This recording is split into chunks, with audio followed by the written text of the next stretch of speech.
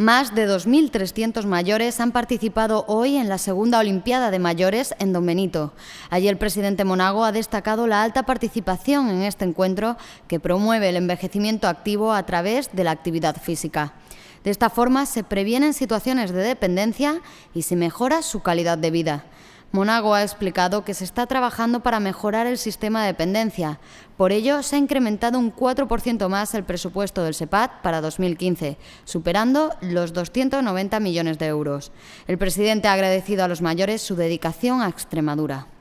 A los mayores por habernos enseñado principios, valores, lo que supone el esfuerzo, lo que supone, en definitiva, sacar a tu familia adelante sin que nadie te regale nada, como ha pasado con vosotros y con nuestros abuelos, y como enseñanza que nos habéis legado, que es lo más importante, y especialmente principios y valores en un momento como el actual, sin duda es la mejor mochila de trabajo que tenemos para sacar también a esta tierra adelante. Así que vaya mi agradecimiento muy sincero por lo que hicisteis por nosotros.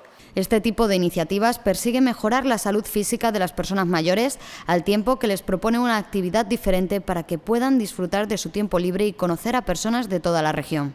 Además de los 2.300 mayores, unos 200 técnicos han colaborado para que esta segunda edición de la Olimpiada de Mayores organizada por el SEPAD sea un éxito.